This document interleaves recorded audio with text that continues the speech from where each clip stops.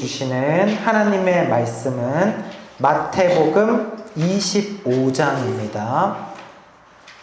마태복음 25장 1절부터 13절까지의 말씀입니다. 마태복음 25장 1절부터 13절까지 말씀.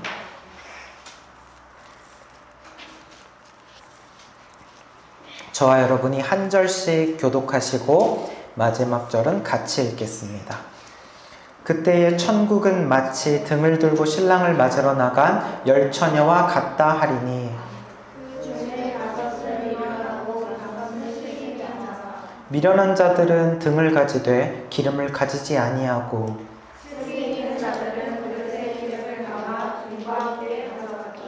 신랑이 더디 오므로 다 졸며 잘세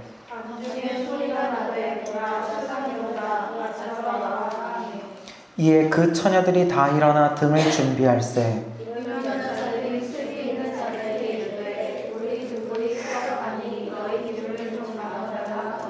슬기 있는 자들이 대답하여 이르되 우리와 너희가 쓰기에 다 부족할까 하노니 차라리 파는 자들에게 가서 너희 쓸 것을 사라 하니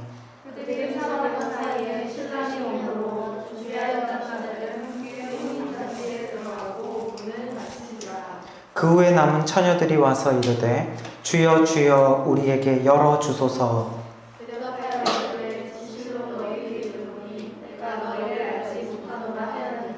같이 읽습니다. 그런즉 깨어있으라 너희는 그날과 그때를 알지 못하느니라. 아멘. 오늘 말씀은요 예수님의 비유입니다. 마태복음 25장에는요 예수님의 세 가지 비유가 등장을 하거든요. 첫 번째 비유는 오늘 우리가 본문에서 읽었던 열 처녀 비유예요. 10명의 처녀가 등장하는 열 처녀 비유. 그리고 두 번째는 어떤 비유냐면 달란트 비유입니다. 우리가 주일학교 때 많이 들었던 설교 내용이고 다음 주에 이 말씀을 나눌 겁니다. 그리고 세 번째 비유는 양과 염소 비유입니다. 이 세 가지 내용 모두 예수님께서 비유로 제자들에게 해주신 말씀이에요. 근데 이 세 가지 내용이요 모두 한 가지 같은 주제를 이야기하고 있습니다. 바로 무엇이냐면 마지막 때 바로 예수님의 재림에서 오셨을 때와 관련이 있고 그래서 이것은 천국 또는 구원과 관련된 같은 주제에 대한 세 가지의 비유 말씀이라는 거예요. 보통 목사님들이 설교를 할 때요 물론 말씀만 가지고 처음부터 끝까지 설교를 하는 것도 굉장히 좋은 방법이지만 또 설교를 할 때 중간중간에 이렇게 적절하게 예화를 섞는 경우가 있죠. 또 비유를 들어서 설교를 하는 경우가 있죠. 근데 그렇게 하는 이유가 뭐예요? 제가 지난주에 이런 일이 있었는데요. 혹은 어떤 유명하신 목사님은 이런 이야기가 있었대요 하면서 예화를 들잖아요. 그렇게 설교를 하는 이유가 뭡니까? 어떻게 해서든지 쉽게 이해하고 가슴에 좀 와닿게 하려고 하는 거죠. 왜냐하면 말씀이라는 것이 굉장히 어렵습니다. 왜 어려워요? 눈에 보이지 않는 하나님에 대해서 이야기를 해요. 손에 잡히지 않는 하나님의 나라, 이런 영적인 세계에 대해서 전하는 것이 말씀이기 때문에 그것을 조금이라도 우리가 와닿게 하기 위해서는 우리 주변에 일어나는 일들로 예를 드는 겁니다. 우리 주변에 눈으로 볼 수 있는 것들로 예화나 비유를 들어서 설교를 준비하는 거죠. 그래서 예수님도요 이 설교를 하실 때 이 비유 설교를 하셨다는 거예요. 그래서 이 비유 설교를 하신 그 예수님의 설교를 본받아서 많은 목사님도 비유를 들어서 설교를 하는 겁니다. 그래서 이 비유에는요 예수님의 비유 설교에는 주님의 마음을 알 수 있어요. 주님은 간절하신 거예요. 이게 지금 너무 중요한 이야기인데 이것을 너희들이 좀 잘 알았으면 좋겠다. 이것은 중요한 거야. 이것의 중요성과 심각성을 전달하기 위해서 어떻게든지 이 마음을 너희들이 좀 공감을 못하고 있어. 좀 공감을 해줘 하면서 그 시대의 사람들이 쉽게 이해할 수 있는 일상 속의 이야기로 말씀을 전하는 거죠. 그래서 예수님의 비유에는 예수님의 마음이 담겨 있어요. 이것을 너희가 꼭 좀 알았으면 좋겠다. 그래서 같은 주제로 3번을 설교를 하신 거예요. 그래서 오늘은 이 마지막 때 천국과 관련된 비유인 이 3가지 중에서 첫 번째, 열처녀 비유, 이것을 한번 같이 살펴보고자 하겠습니다. 자, 1절 말씀을 우리 같이 한 번 더 읽어보겠습니다. 그때에 시작. 그때에 천국은 마치 등을 들고 신랑을 맞으러 나간 열처녀와 같다 하리니. 그러니까 예수님이 말씀하시는 거예요. 그때에 천국은 마치라고 하면서 지금 천국은 마치 이런 것과 같아 라고 하면서 지금 비유를 시작하고 계시는 걸 알 수가 있죠. 그래서 천국은 등을 들고 신랑을 맞으러 나간 열처녀와 같다 라고 이야기를 합니다. 자, 신랑이 등장을 합니다. 자, 여기서 신랑은 누구고 신부는 누구일까요? 바로 신랑은 예수님을 이야기하는 것이고, 그리고 신부는 우리들, 즉 나를 이야기하는 겁니다. 일단 주님께서 우리를 신부라고 말씀을 해주셨다는 것 자체가 얼마나 감사한 일이고 감격스러운 일인지 모르겠어요. 왜냐하면 남편이 누구냐에 따라서 아내의 위치가 결정이 됩니다. 남편이 돈이 많으면요, 여자도 부유하게 살 수 있어요. 아내도. 남편이 권력이 있고 남편이 지위가 높잖아요. 그러면 아내도 같이 지위가 높아집니다. 물론 아내가 출세를 해서 남편이 따라가는 경우도 있습니다만, 일반적으로는 남편이 누구냐에 따라서 가정의 모습이 어느 정도 결정이 되어지죠. 근데 주님은 지금 뭐라고 이야기하는 거예요? 우리가 누구의 신부다? 예수님의 신부다라고 이야기를 하는 거죠. 근데 예수님은 곧 누구이십니까? 예수님은 곧 하나님이시잖아요. 그래서 우리가 그럼 누구의 신부가 되는 거예요? 하나님의 신부인 거죠. 나의 신랑이 누구라는 거예요? 하나님이라는 거죠. 이게 얼마나 놀라운 이야기입니까?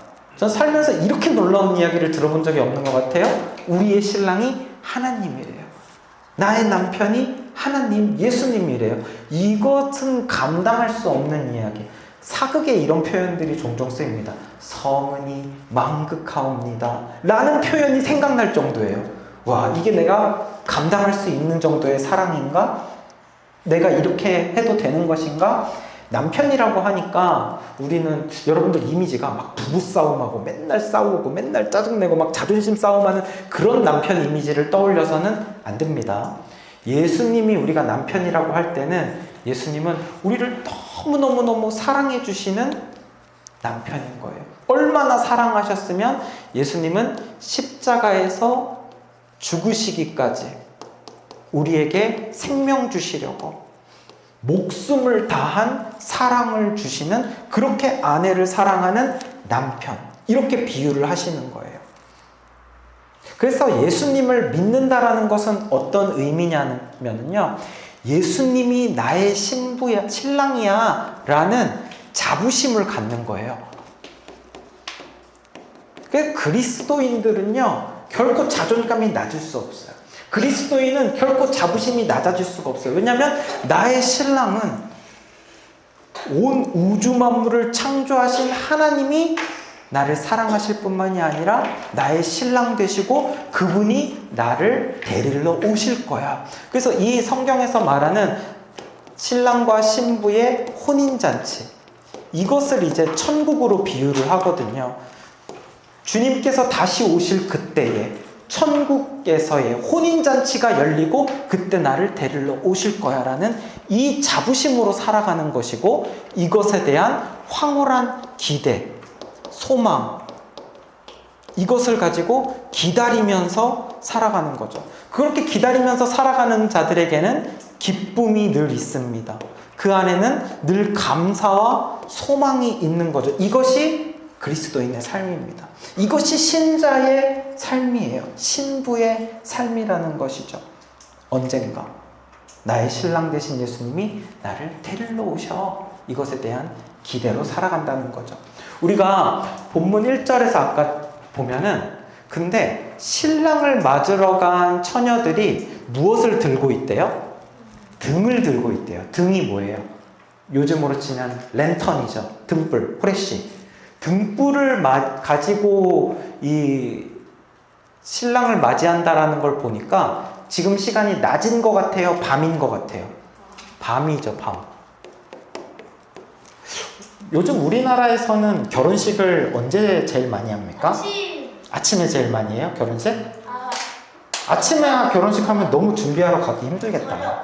저녁에 제일 많이 하나? 보통 제일 많이 하는 결혼 시간은 점심시간대예요.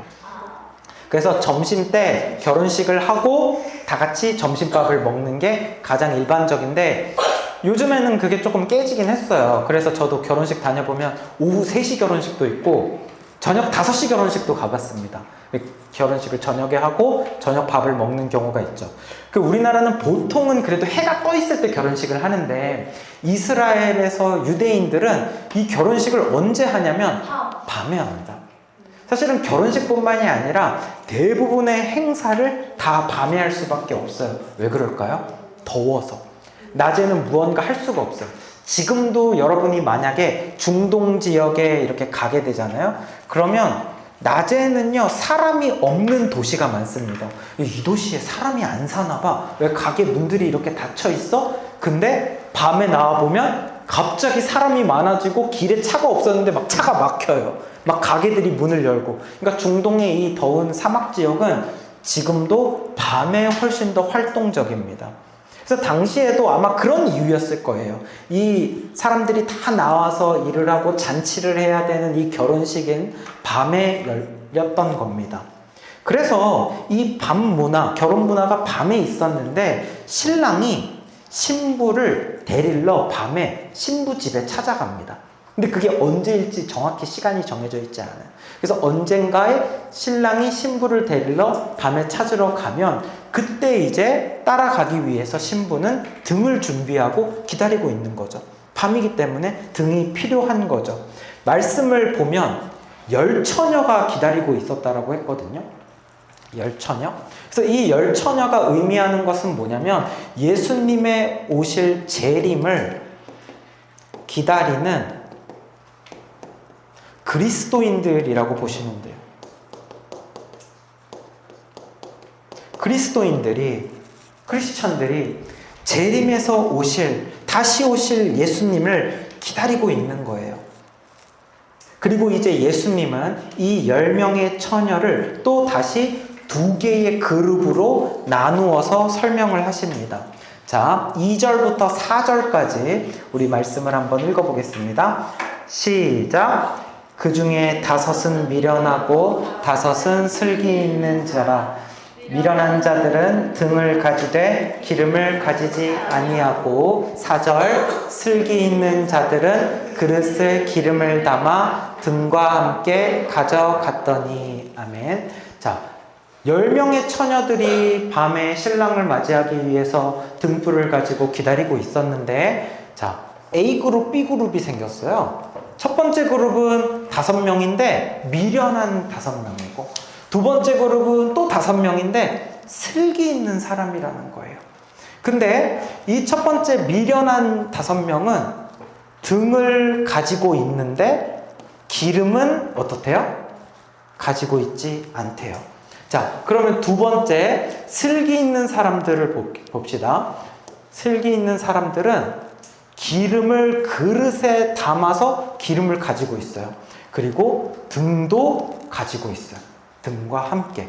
자, 이제 이 그림을 보면서 다시 한번 설명을 해보겠습니다. 자, 미련한 5명의 여인이 있습니다. 미련한 5명의 여인은 등불은 가지고 있으나 기름은 가지고 있어요? 안 가지고 있어요? 안 가지고 있어. 자, 그리고 슬기로운 5명의 여인들이 있습니다. 슬기로운 5명의 여인들은 등불을 가지고 있는데 기름을 가지고 있어요? 안 가지고 있어요? 기름도 가지고 있어요. 미련한 5 여인은 기름 없이 등불만, 슬기로운 5 여인은 등불과 기름을 함께 가지고 있다는 겁니다. 이것은 뭐 실제 이야기가 아니고 예수님이 비유로 설명해 주시는 이야기예요. 재미있는 것은 미련한 여인이나 슬기로운 여인들이나 둘 다 무엇은 일단 가지고 있죠? 램프. 맞아, 램프. 등불은 일단은 다 가지고 있다는 거예요. 자, 근데 캄캄한 밤에 이 어두운 밤에 빛을 밝히면서 걸어가려면 등불이 더 중요할까? 아니면 기름이 더 중요할까? 둘 다 중요해요. 둘 다. 왜냐면 기름 없이 등불만으로 불을 붙일 수도 없고 또 등불 없이 기름만으로도 불을 붙일 수가 없습니다. 등불과 기름 둘 다 중요한 겁니다. 근데 왜 예수님은 비유로 말씀을 하시면서 이 미련한 여인들이 둘 다 없다고 할 수도 있었겠죠. 혹은 등불이 아니라 기름은 있는데 등불이 없었다라고 설정을 할 수도 있었겠죠. 근데 이 비유를 할 때는 분명히 그 상황 설정을 하는 그 디테일한 부분들이 이유가 있을 거란 말이에요. 그럼 왜 예수님은 미련한 5 여인은 둘 중에서 하필 기름이 없이 등불이 있는 여인들이라고 이야기를 하셨을까요? 그래서 등불의 의미는 무엇이고 기름의 의미는 무엇이며 그래서 기름 없는 등불이라는 것은 무엇을 의미하는 건지 우리가 이 말씀을 통해서 다시 한번 자세히 살펴봅시다. 자, 여기 등불과 기름을 그림으로 보면 당시의 기름은 주로 올리브를 많이 사용을 했을 거래요. 그래서 올리브를 짠 올리브유를 이렇게 기름에 넣었을 거예요. 물론 이 랜턴은 여러분들의 이해를 돕기 위해서 요즘에 사용하는 랜턴의 모양이에요. 이 아랫부분에 기름이 이제 이렇게 차겠죠? 그러면 여기 심지를 따라서 이 원리는 몇천 년 전이나 지금이나 똑같습니다. 심지를 따라서 불이 여기에 이렇게 붙습니다. 불이 붙으면 빛이 이렇게 환하게 나서 기름을 따라서 기름이 타면서 불이 붙는 램프가 되는 것이죠. 그래서 이렇게 등불이 있고 기름이 있는데 각각의 의미하는 바. 등불은요, 눈에 보이는 형식을 의미합니다. 그리고 기름은 눈에 보이지 않는 내용을 의미하는 거예요. 자, 눈에 보이는 것이고, 이것은 내용은 눈에 보이지 않는 거죠.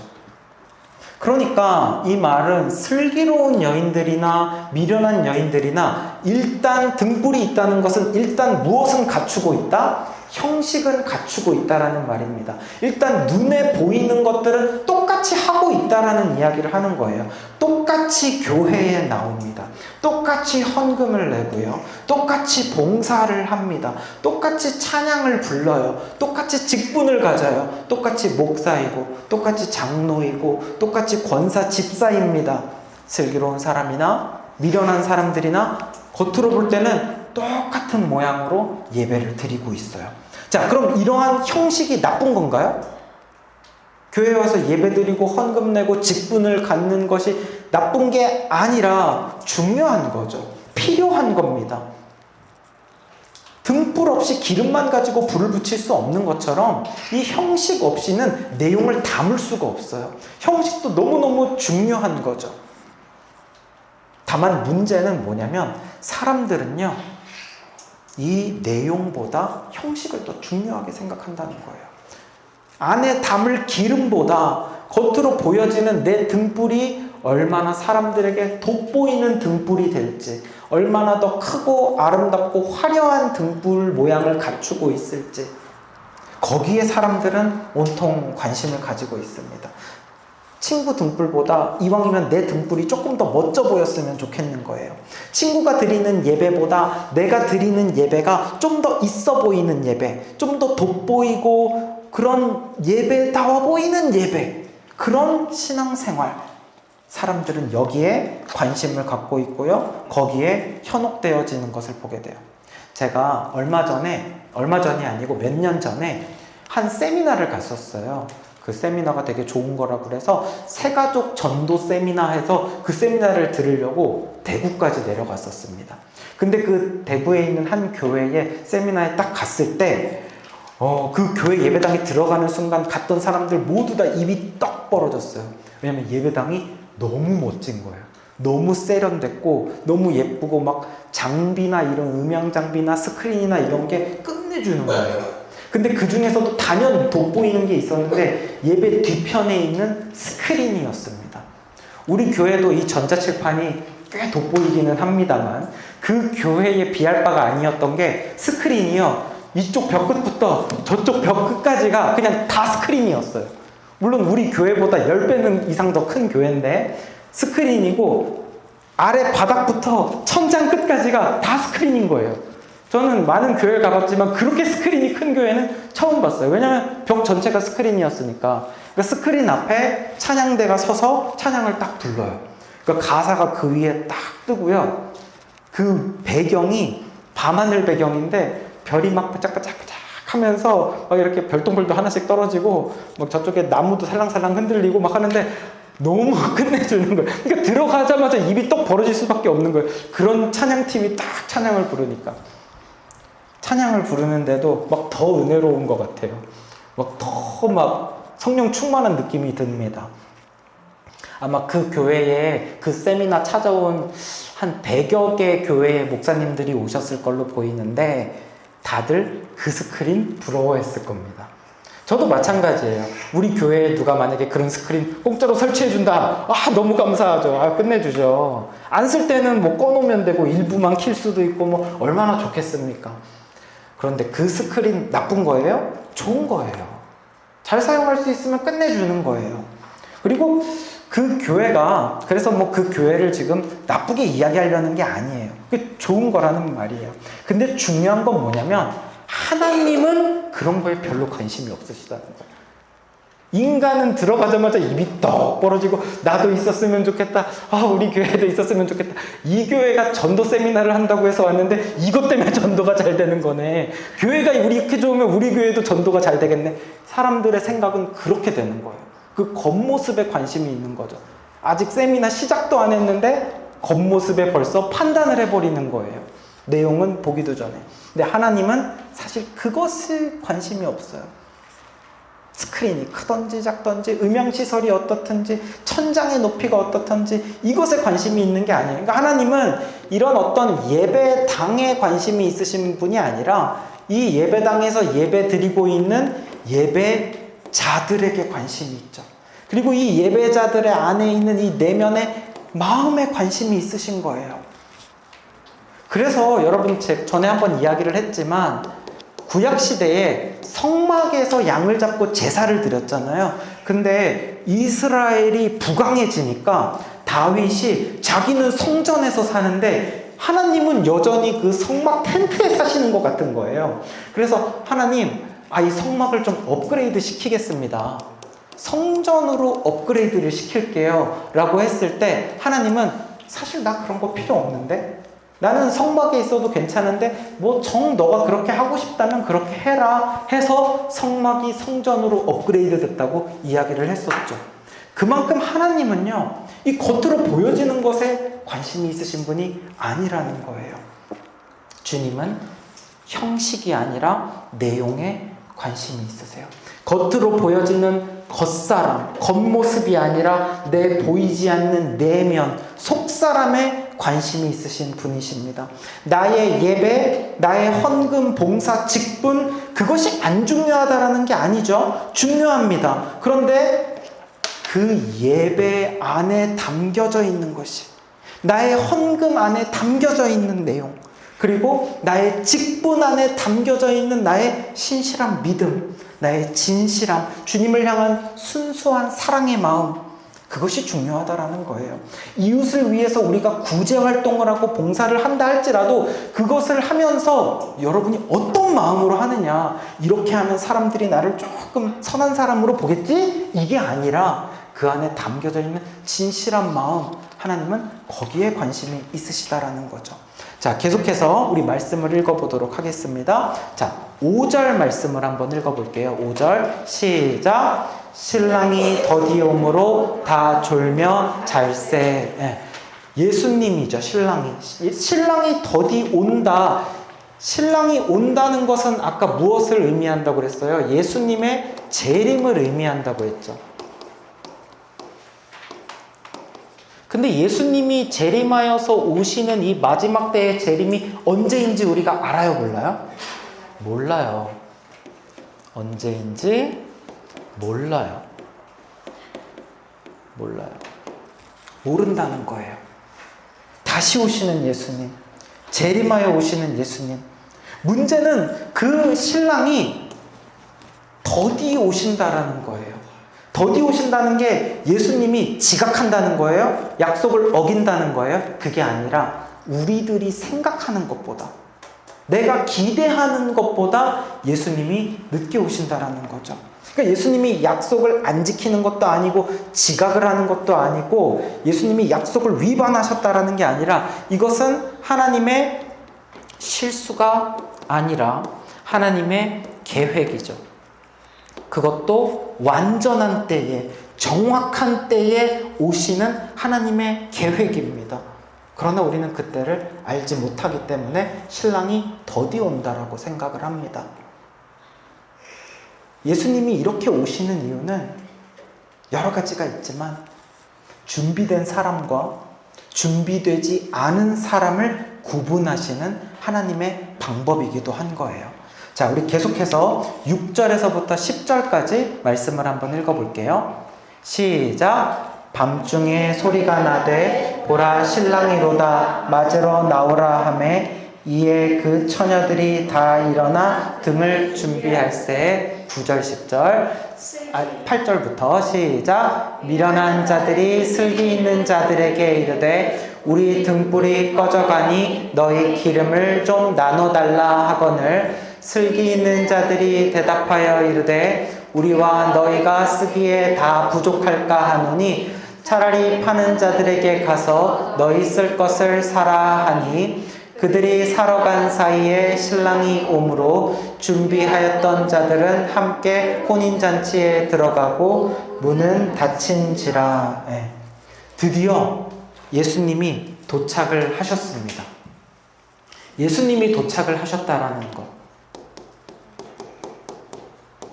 신랑이 도착을 한 거예요. 그리고 그때는 언제를 의미한다? 마지막 때. 마지막 때. 예수님의 재림하셔서 오셨을 때. 이제 이때 일어난 이야기입니다. 신랑이 왔는데요. 미련한 여인들이요. 등불에 불이 꺼져버린 거예요. 사실은 이 여인들의 등불의 불이요. 처음부터 불이 안 붙어 있었던 건 아니었어요. 처음부터 빈 등불을 들고 오는 바보가 어디 있습니까? 그렇게 하진 않죠. 처음에는 기름이 채워져 있었고요. 불이 붙어 있었어요. 근데 여분의 기름 그릇을 따로 가져오진 않았던 거예요. 그러니까 신랑이 더디 온다. 왜 이렇게 안 와? 생각했던 것보다 너무 늦게 오네? 이러니까 불이 점점 꺼져버린 거죠. 꺼져버린 거예요. 그리고 나서 불이 꺼져버렸을 때 신랑이 와버리니까 이제 어떻게 하는 거예요? 당황해서 이 슬기로운 여인들, 그릇에 기름을 따로 준비했던 여인들에게 찾아가서 어떻게 신랑이 왔어? 우리 기름 없는데 너희들 기름 좀 우리 나눠줘 라고 했더니 우리도 기름이 있기는 하지만 너네들에게 나눠줄 만큼 넉넉하진 않아. 우리도 여분이 없어. 얼른 기름집에 가서 기름 사갖고 와. 이렇게 이야기를 하는 거죠. 그래서 이 여인들이요, 어떻게 기름집에 기름을 사러 가버립니다. 그랬을 때 신랑이 와서 신랑과의 혼인잔치, 즉 천국. 준비된 여인들은 신랑을 따라서 혼인잔치로 들어갈 수 있었지만 준비가 되지 않았던 5명의 미련한 여인들은 들어가지 못해요. 천국의 문이 닫혀버렸다라고 그래요. 기름집에 기름을 사러 가는 사이 그 문은 닫혀버렸고 이 여인들은 혼인잔치에 들어가지 못합니다.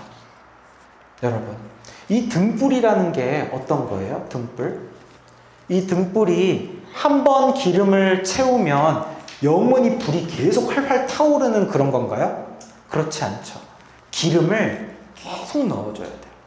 불이 꺼지지 않으려면 정기적으로 넣어줘야 되고요. 꾸준하게 넣어줘야 되고요. 지속적으로 기름을 넣어줘야지만 이 불이 계속 타오르는 겁니다. 우리가 핸드폰 사용들 여러분들 다 하시죠? 스마트폰. 예전에 핸드폰 때도 그랬지만 스마트폰이 되면서 점점 사용하는 게 많아지니까 늘 우리가 배터리가 빨리 닳는 거를 느껴요. 그래서 집에 가자마자 여러분들 뭐부터 하십니까?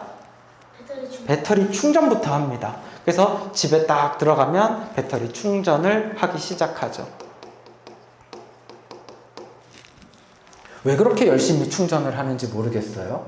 요즘 많은 사람들은요, 이 핸드폰을 많이 쓰니까 아예 집 밖에 나올 때 충전기를 들고 나오는 사람도 있고 보조 배터리를 그냥 꽂고 다니시는 분들도 계세요. 그래서 언제 어디서든 늘 수시로 충전을 하는 거죠. 그러니까 핸드폰을 정말 많이 쓰는데도 불구하고 거의 배터리가 한 70% 이상 이렇게 쭉 유지하면서 쓰는 사람들이 많습니다.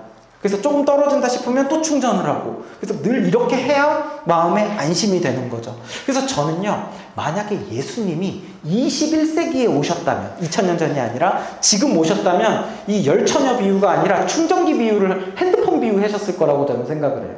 핸드폰 비유. 야, 너희들 제발 니네들 믿음 생활을 그 핸드폰 충전하는 열정, 그 열정의 반의 반만이라도 가지고 믿음 생활을 좀 해라. 핸드폰 꺼지면 어떡하지? 이 걱정하는 그 마음, 그것처럼 믿음 생활을 하라는 거예요.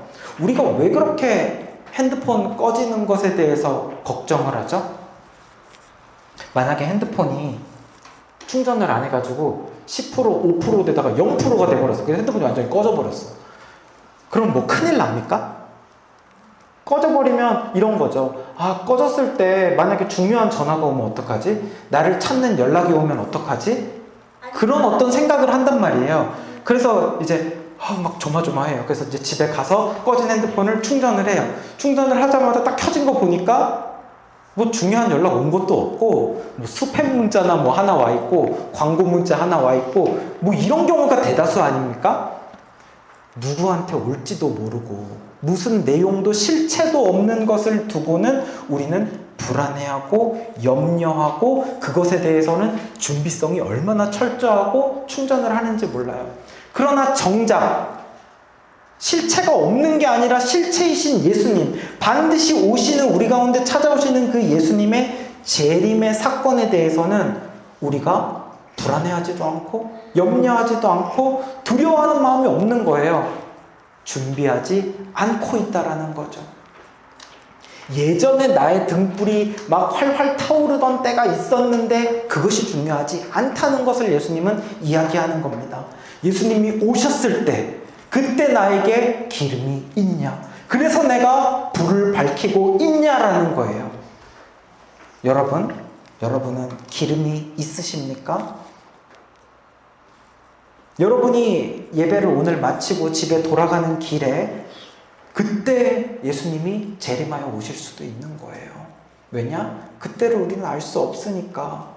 예수님이 지금 재림하고 오시는데 그때 여러분들 기름집에 막 뛰어가는 여인들처럼 여러분이 뭐야 나 지금 요즘 믿음 하필 안 좋은데 이때 기도도 안 했는데 이때 예수님 오셨어. 빨리 막 교회로 막 기도하러 올 겁니까? 막 기름 사러 가는 여인들처럼? 늦었다고요. 그때는. 사랑하는 여러분, 기름을 수시로 충전을 하고 준비를 해야 되는 거예요. 자, 그러면 기름이라는 게 뭐예요? 우리의 신앙생활에서 기름이 뭡니까? 기름을 충전을 하라고 하는데, 준비를 하라고 하는데 그 기름이 무엇이냐면 바로 말씀과 기도죠. 늘 말씀을 가까이 하고 늘 말씀을 듣고 말씀을 순종하며 살아가고 늘 하나님을 찾고 기도하며 주님과 교제하며 친밀한 주님과의 관계를 누리면서 살아가라는 거예요. 그것이 바로 우리의 기름입니다. 우리 한번 같이 따라해 봅시다. 말씀과 기도의 기름을 수시로 충전하고 준비하자. 네. 말씀과 기도를 소홀히 할 때가 우리가 얼마나 많은지 몰라요. 여러분 한번 삶을 살펴보세요. 내 기름이 지금 말씀과 기도의 기름이 몇 %나 남아있는지 여러분의 삶을 한번 돌아보세요. 만약에 5%도 안 남아있다. 그래서 지금 꺼질 상황이다. 그렇다면 여러분 오늘 당장이라도 집에 돌아가셔서 말씀을 읽으셔야 할 때입니다. 기도를 하셔야 할 때예요. 말씀과 기도의 기름을 충전하셔서 하나님과의 깊은 교제를 회복하는 여러분들 되시기 바랍니다. 그래서 여러분의 예배에 감격을 회복하세요. 이것이 바로 기름이 채워지는 겁니다. 말씀을 정리할게요. 주님이 언제 오실지 우리가 알 수 없어요.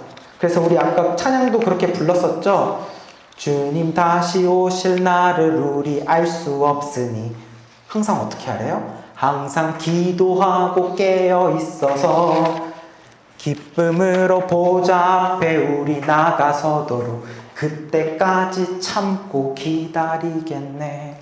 주님께서 혼인잔치에 신부를 데리러 오실 그날, 나팔 불 때 나의 이름을 부르실 그날, 그때가 언제인지 우리 알 수 없으니 항상 기도하고 깨어 있으면서 주님을 맞을, 신랑을 맞을 준비가 되어 있어야 한다. 말씀으로, 기도로 기름을 충전하고, 그래서 이 땅 가운데 여러분을 보내셨을 때 어둠을 밝히는 빛을 꺼뜨리지 않고 내게 맡기신 사명을 잘 감당하고 있다가 주님 딱 재림하여 오셨을 때 주님 지금 오시면 어떡해요가 아니라 주님 진짜 오셨네 이것이 아니라 주님 오시기를 기다리고 있었어요. 목이 빠지게 기다리고 있었어요. 주님이 오셔서 너무 좋아요. 이렇게 다 대답할 수 있는 저와 여러분이 되시기를 주님의 이름으로 축복합니다. 우리 이 시간 함께 찬양 부르고 같이 기도하도록 하겠습니다.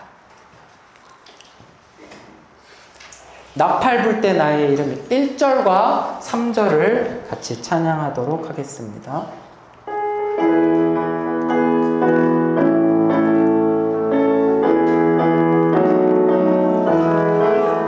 하나님의 나팔 소리 천지 진동할 때 예수 영광 중에 구름 타시고 천사들이 세계 만국 모든 곳에 보내 구원받은 성도들 우리 박수 치면서 나팔 불 때 나팔 불 때 나의 이름 나팔 불 때 나의 이름 나팔 불 때 나의 이름 부를 때에 잔치 찬양 3절 주님 다시 오실 날을 우리 알 수 없으니 항상 기도하고 깨어 있어서 기쁨으로 보좌 앞에 우리 나가서도 그때까지 참고 기다리고 나팔 불 때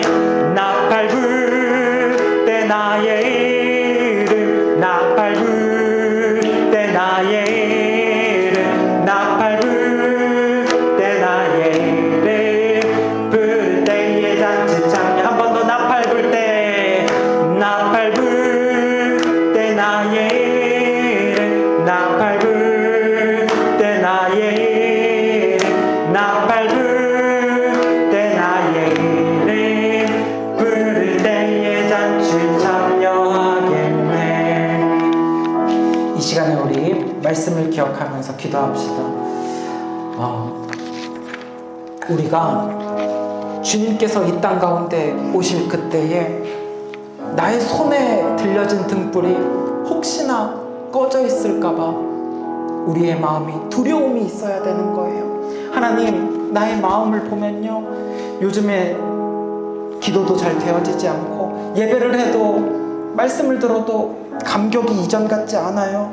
어쩌면 나의 믿음의 기름이 이제는 10%도 5%도 남아있지 않은지 모르겠습니다. 주여 신랑을 맞이할 준비가 되지 못했던 미련한 여인들과 같이 되지 않게 하여 주시옵소서. 주님은 겉사람이 아니라 속사람을 보신다고 했어요. 형식보다 내용에 더 중요하게 보신다고 했어요.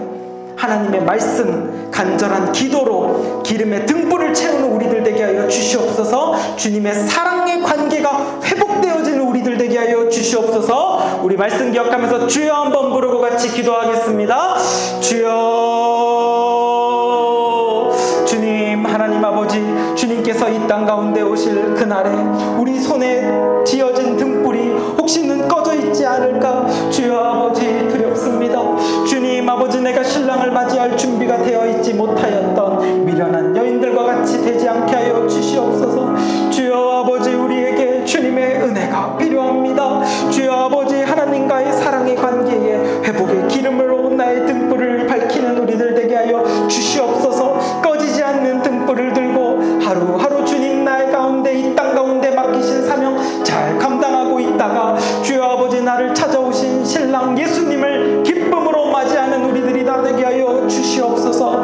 주여 아버지, 주님께서 오실 그날에 주여 믿음의 등불을 잘 타고 있는 믿음의 등불을 들고 있게 하여 주시옵소서. 주님 언제 오실지 알 수 없사오니 주여 아버지, 그때까지 믿음으로 기대와 소망으로 간절한 기다림으로 주여 그때까지 참고 인내하며 기다리는 다 준비된 사람들 되게 하여 주시옵소서. 주여 아버지, 긍휼을 더하여 주시옵소서. 주님 믿음을 더하여 주시옵소서. 주님 나를 불쌍히 여겨 주시옵소서. 미련한 여인들과 같은 우리의 모습들을 긍휼히 여겨 주시옵소서. 등불이 아니라 기름이 더 중요합니다. 주여, 형식보다 내용이 더 중요합니다. 내용이 있는 예배자, 내용이 있는 기도자 다 되게 하여 주시옵소서. 아버지, 하나님 아버지, 주님이 이 땅 가운데 오실 그날에 우리 손에 들려진 등불이 혹시나 꺼져 있을까 두렵습니다. 아버지께서는 형식보다 내용을 더 중요하게 보시는데 기름이 없는 등불만 들고 있는 저희들이 될까 무섭습니다. 아버지 하나님, 내용이 있는 예배자 되게 하옵소서. 내용이 있는 기도자들이 되게 하여 주시옵소서.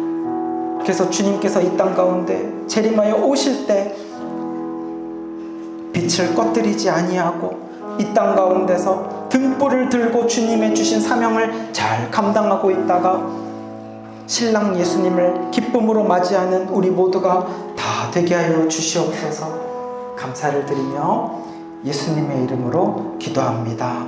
아멘. 이제는 예수 그리스도의 은혜와 하나님 아버지의 사랑과 성령님의 교통하심이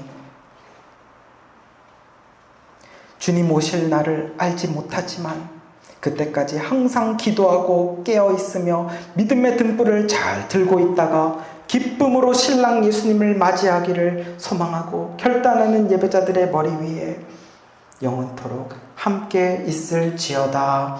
아멘.